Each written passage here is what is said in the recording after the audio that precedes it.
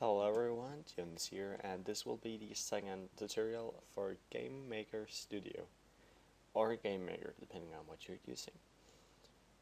So, last time we just had a look at everything in here, and I promised today we will be creating a sprite and an object with a couple of variables, and we'll have a look at that.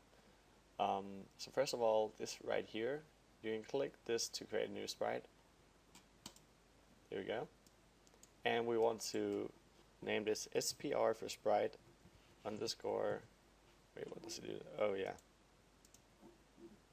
there we go, underscore player, and we want to edit the sprite. Then you can click here, create new sprite, or just Control N, and I'm just gonna go with 32 by 32. And let's I'm not gonna do so much about this. I'm gonna make a red block. Pretty much, yep. Maybe we'll like border around it. Kinda like that. There you go. Sprite underscore player. Okay. Easy as that. So now what we want is an object. And it's this one right here. Create an object. And we'll call it obj underscore player. And under the sprite, we will choose our sprite underscore player.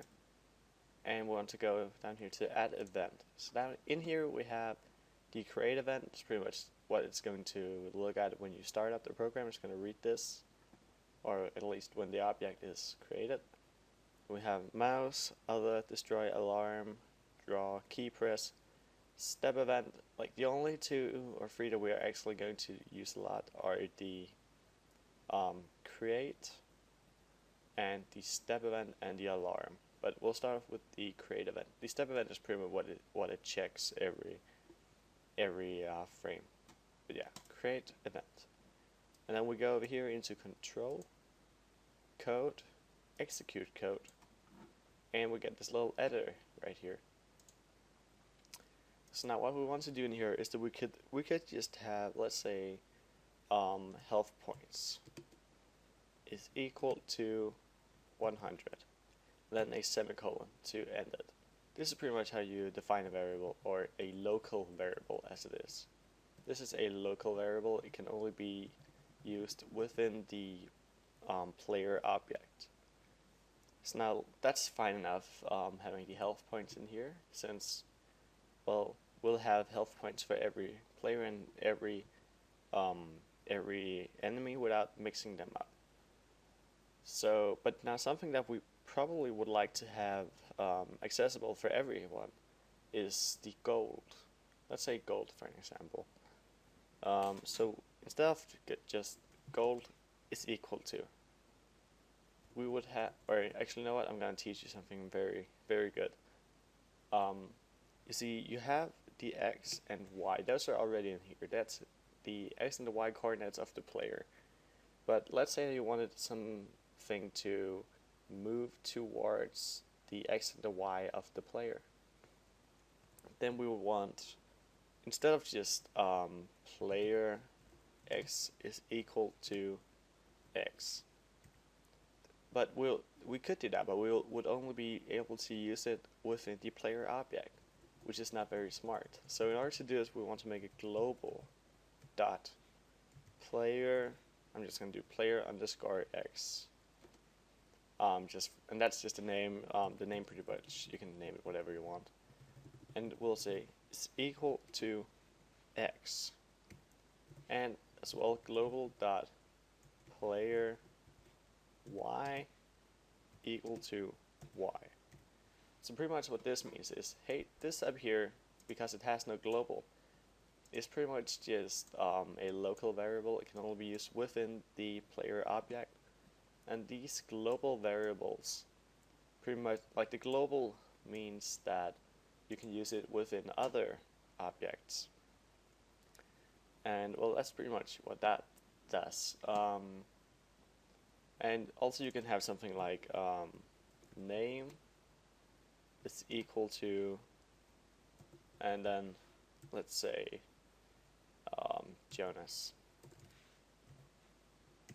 And that's just for showing you, and you can also do, for example, quest 1 should probably, no, not quest 1 is equal to false.